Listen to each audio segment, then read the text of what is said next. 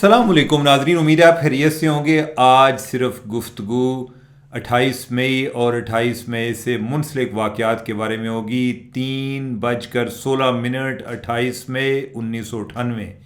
یہ ایک proud moment تھی کہ جب پاکستان ایک دنیا کے نیوکلیر کلب کا حصہ بن گیا، ایک نیوکلیر ریاست بن گیا، ایک نیوکلیر طاقت بن گیا۔ یہ جو اس سفر تک، یہ اتنا لمبا سفر جو کہ 50 سال پہلے شروع ہوا تھا، یہ کس طرح کا رہا، اس دوران کیا کچھ ہوتا رہا، اس پر ہم بات کریں گے۔ اس میں جناب ذوالفقار علی بھٹو اور میاں نواز شریف کا کردار، اس پر ہم بات کریں گے۔ اور اسی دن کوئی 3 بلوچ لیڈرز، ان کو پھانسی بھی دی گئی تھی اور ان کا تعلق بھی 28 مئی کے دھماکوں سے تھا۔ کیا معاملہ کیا تھا؟ اور اس کے علاوہ ڈاکٹر سمر مبارک مند اور ڈاکٹر اے کیو خان، ان کے درمیان بھی ایک کانفلکٹ چل رہا تھا، اور وہ بھی 28 مئی کے حوالے سے تھا کہ دھماکے کون کرے گا، تو اس کا کیا بنا، اس کی ایک کہانی کیا تھی، اور فائنلی دھماکے کرائے کس سے گئے۔ تو ناظرین، یہ بڑی دلچسپ قسم کی گفتگو ہے، تو لہٰذا اپنے پانڈے شانڈے سائڈ پہ رکھ کے تو ادھر آ کے قریب ہو کر بیٹھ جائیں۔ تو آپ کو پتہ ہے کہ 11 سے لے کے 13 مئی 1998 کو انڈیا نے دھماکے کیے، اور ہمارے لیے دھماکے کرنا لازم ہو گیا، اور اس کی جو تیاری ہے، اس دن کی تیاری ہم نے 1972 میں شروع کی۔ 1972 میں ذوالفقار علی بھٹو بحیثیت صدر، انہوں نے ملتان میں سائنسدانوں کی ایک میٹنگ بلائی، اور انہوں نے کہا کہ بھائی منو نہیں پتہ، ایٹم بم بنانا ہے، جویں بنانا ہے، تو انہوں پتہ ہے جو وسائل چاہیے وہ ہم نے فراہم کرنی ہے۔ پاکستان اٹامک انرجی کمیشن، اس کا وجود 1956 میں آیا تھا، لیکن یہ زیادہ تر ایک پرامن مقاصد کے لیے تھا۔ ذوالفقار علی بھٹو اس حوالے سے کافی پہلے بھی وہ ایک پرعزائم نظر آتے تھے، اور انہوں نے اپنی ایک کتاب میتھ آف انڈیپینڈنس لکھی جو کہ 1969 میں آئی۔ اس میں بھی انہوں نے لکھا کہ پاکستان کو ایٹمی قوت ہونا ضروری ہے۔ اس کے پیچھے جو ہماری اوورال ایک اسٹریٹجک تھنکنگ چل رہی تھی وہ یہ تھی کہ پاکستان جو ہے وہ ایک روایتی ہتھیاروں میں انڈیا کا مقابلہ نہیں کر سکتا، اور اگر ہمارے پاس کوئی ایٹمی ویپن ہوں گے تو انڈیا گھبرائے گا۔ ان کو پتہ ہوگا کہ ان کے پاس اگر روایتی ہتھیار کم بھی ہیں تو ہمیں تباہ کرنے کے لیے ان کے 2-3 بم کافی ہیں۔ اور پھر یہ ہے کہ پاکستان کو کچھ یہ بھی اطلاعات مل رہی تھیں کہ جو انڈیا ہے وہ اس نے ایک اپنے پروگرام پر کام شروع کیا ہوا ہے، اگرچہ انڈیا نے 1956 سے ہی شروع کیا تھا، اور ان کو پہلا جو ایک ری ایکٹر فراہم کیا تھا وہ کینیڈا نے کیا تھا، لیکن یہ ہوتا یہی ہے جی کہ پیسفل مقاصد کے لیے، پرامن مقاصد کے لیے شروع ہوتا ہے، اور بعد میں بات کہاں سے کہاں تک پہنچ جاتی ہے۔ تو 1972 میں ایک میٹنگ میں، سائنسدانوں کی میٹنگ میں، ذوالفقار علی بھٹو نے اپنا مدعا بیان کیا۔ 20 دسمبر 1971 کو وہ صدر بنے، اور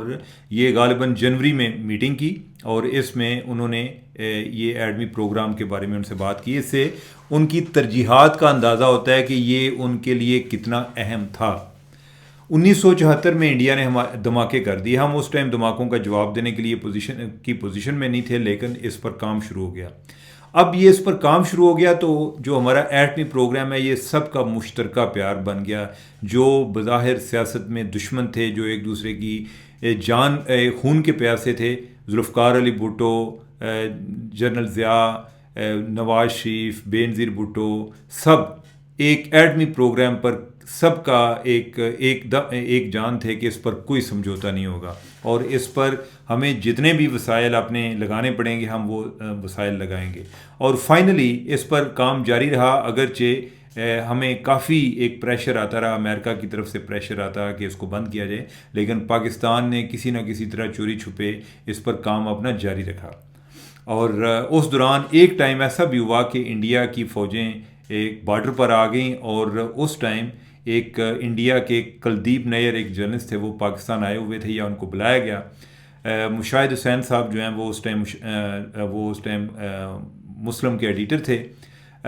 وہ ان کو لے کر ڈاکٹر اے کیو خان کے پاس گئے، اور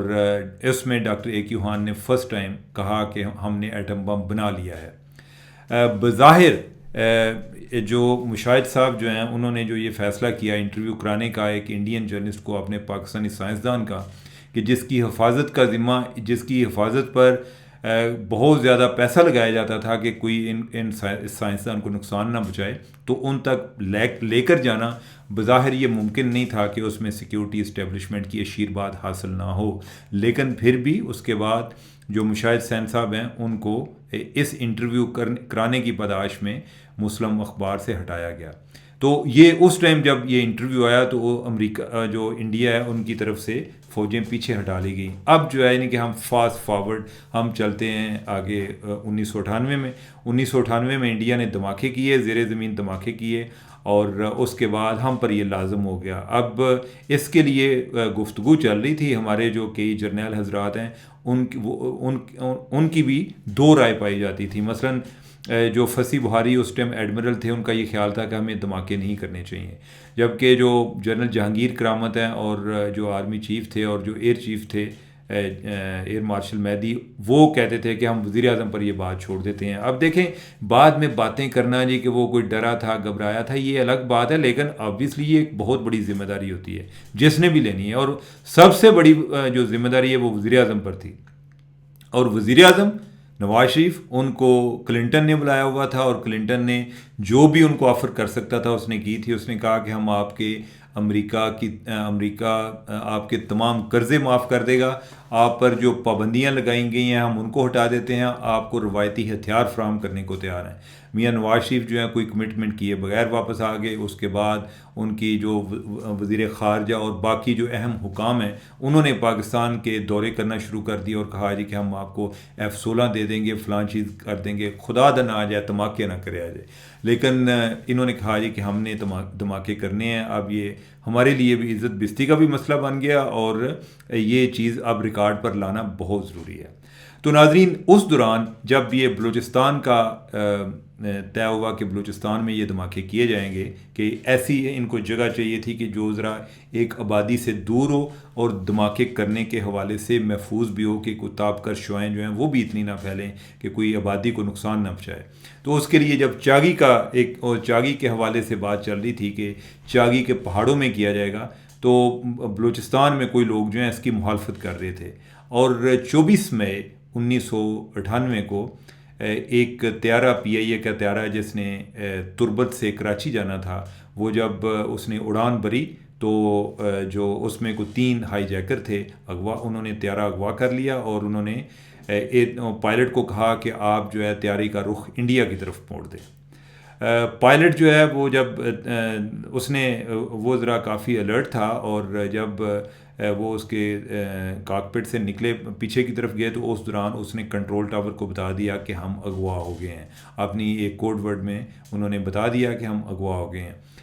ان دا مین وائل انہوں نے جو ہائی جیکر ان کو کہا کہ ہمارے پاس اتنا فیول نہیں ہے، کیونکہ ہم نے تو کراچی جانا تھا، ہمیں کیا پتا کہ آپ دلی کا کہہ رہے ہیں، تو دلی ہم سے دور ہے، تو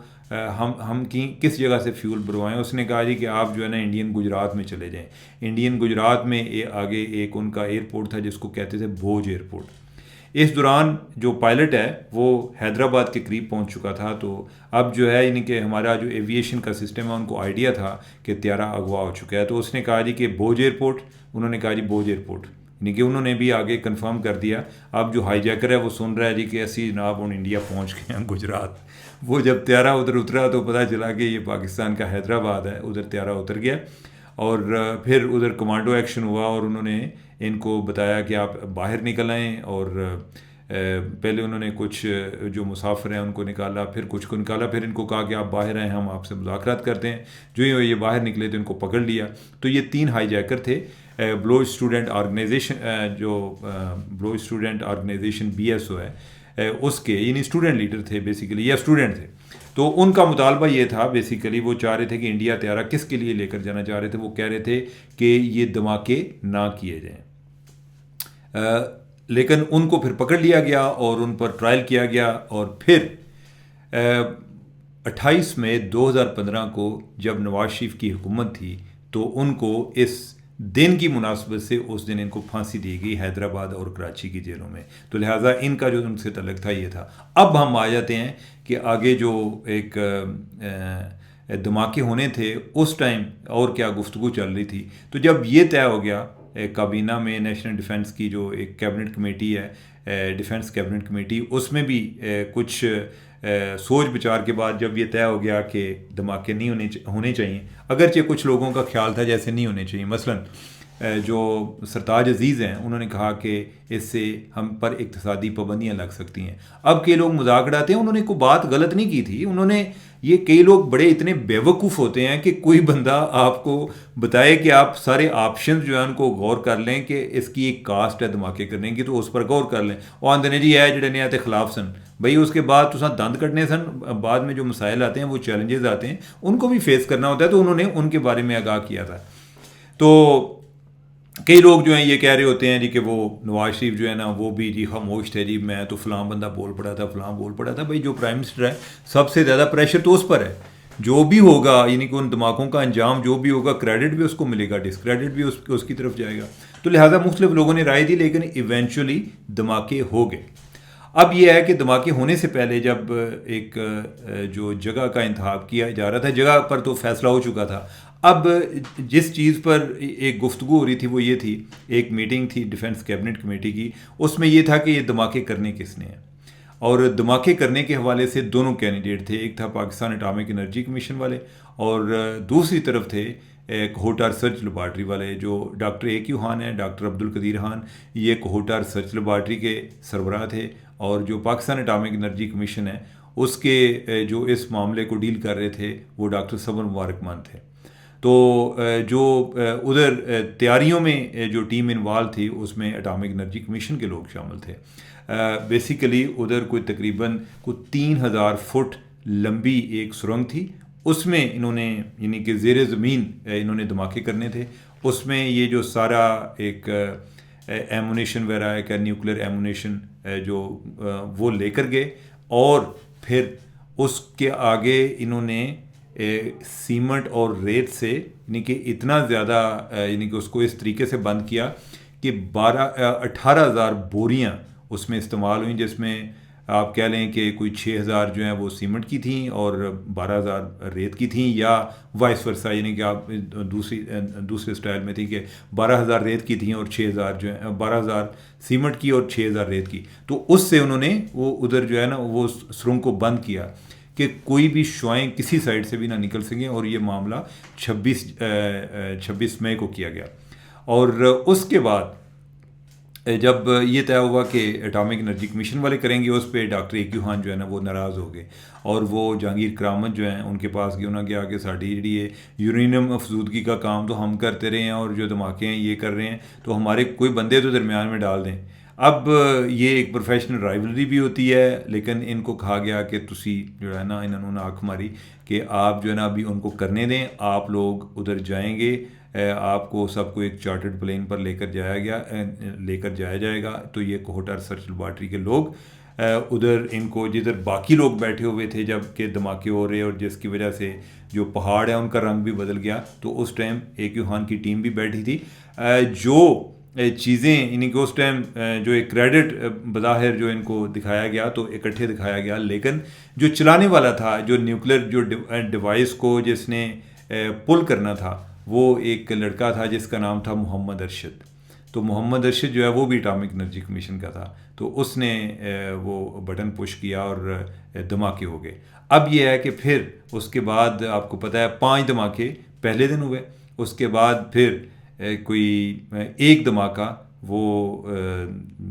30 مئی کو ہوا، اور وہ دھماکہ پھر ڈاکٹر اے کیو خان کی ٹیم نے کیا۔ تو اس میں 2 چیزیں تھیں، ایک تو یہ تھا کہ انڈیا نے بھی 5 دھماکے کیے ہوئے تھے، تو ہم نے ایک تو فوراً اس کو جواب بھی دینا تھا، دوسرا انہوں نے یہ بھی طے کیا کہ ہماری یہ بھی ایک سوچ تھی، جو ایک ہماری ایک حکمران کلاس تھی اس ٹائم، جو لیڈرشپ تھی ان کی یہ تھی کہ ہم نے 5 کے جواب 6 سے کرنا ہے۔ تو ایک تو یہ ہے کہ انڈیا کو بھی جواب مل گیا، اور دوسرا جو دونوں ٹیم ہیں ان کو بھی اس کا کریڈٹ مل گیا۔ تو ناظرین یہ ایک بڑی ایک ہسٹری ہے ہماری، اور جو بڑی ایک پراؤڈ قسم کی ہسٹری ہے۔ اب یہ ہے کہ اس سے ہم نے دھماکوں سے فائدہ کیا اٹھایا، اس پر بھی بڑی بات ہوتی ہے کہ جی لوگ اتنی غربت ہے، یہ ہے وہ ہے۔ ہمیں بعض اوقات جو چیزیں ہمیں میسر ہوتی ہیں وہ نظر نہیں آتی ہیں، اور جو میسر نہیں ہوتی ہیں وہ ہمیں زیادہ نظر آتی ہیں۔ ایسے ہی ہوتا ہے جیسے ہمیں مسائل اپنے زیادہ نظر آتے ہیں، جو چیزیں حل ہو چکی ہوتی ہیں ان کے بارے میں ہم بات ہی نہیں کرنا چاہتے۔ لیکن آئیڈیلی ہونا یہ چاہیے تھا، اور جو ہمارا ایک مقصد تھا یہ دھماکے کرنے کا یا یہ پروگرام شروع کرنے کا، وہ یہ تھا، اس کے بیک گراؤنڈ میں یہ چیز چل رہی تھی کہ انڈیا ایک بڑا ملک ہے، معیشت کے حوالے سے بھی، وسائل کے حوالے سے بھی، اور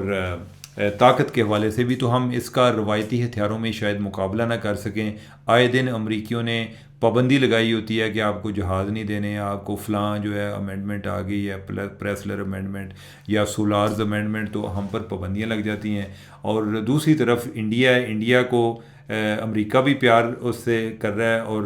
وہ سمجھتے ہیں کہ ایز اے جمہوریت یا بڑا ملک ہمارا زیادہ مفاد اس میں ہے کہ ہم انڈیا کے ساتھ تعلق رکھیں، اور ان کا روس کے ساتھ بھی تعلق ہے، اور روس بھی ان کو اسلحہ فراہم کر رہا ہے، تو لہٰذا روایتی ہتھیار میں تو ہم ان کے ساتھ مقابلہ نہیں کر سکتے۔ دوسرا پھر یہ تھا کہ اگر ہمارے پاس نیوکلیر ویپن آ جاتے ہیں تو اے جڑا نا انڈیا دی نیند اڑان واسطے کافی ہوئے گا، تو وہ تو کافی ہو گیا۔ اب یہ ہے کہ ہمارا اس کے بعد بجٹ جو ہے وہ کیوں کم نہیں ہوا؟ بجٹ ہمارا کم ہونا چاہیے تھا، ڈیفنس بجٹ، لیکن وہ کم کیوں نہیں ہو سکا؟ ڈیفنس بجٹ بھی کم ہونا چاہیے تھا۔ ڈیفنس بجٹ کا مطلب یہ ہے کہ نہ ہی ہمیں اسلحے پہ اتنا زور دینا پڑتا، اور دوسرا ہم اپنی فوج کی تعداد بھی کم کرتے ہیں۔ تو وہ کیوں کم نہ ہو سکا؟ وہ یہ ہے کہ انفارچونیٹلی آگے 9/11 ہو گیا۔ 9/11 کے بعد ہم جو وار اینڈ ٹیرر میں گھسے، اور جو ہم تب سے آج تک جو مسائل فیس کر رہے ہیں، اس کی وجہ سے ہمارا جو ڈیفنس بجٹ ہے وہ کم نہیں ہو سکا۔ لیکن اگر یہ صرف انڈیا سینٹرک ہمارا پروگرام ہو، یا اور ہمیں کوئی اور چیلنجز نہ آ رہے ہوتے افغانستان کی طرف سے، بالخصوص یہ جو ملیٹنسی والا چیلنج ہے، تو اس نیوکلیر پروگرام کے بعد ہمارا ڈیفنس بجٹ کافی حد تک کم ہو چکا ہوتا، ہماری فوج کی تعداد کم ہو چکی ہوتی۔ تو ناظرین، آج ہماری گفتگو ادھر ہی ختم ہوگی۔ آپ واپس اپنے کاموں پر چلے جائیں اور مجھے اجازت دیں۔ اللہ حافظ۔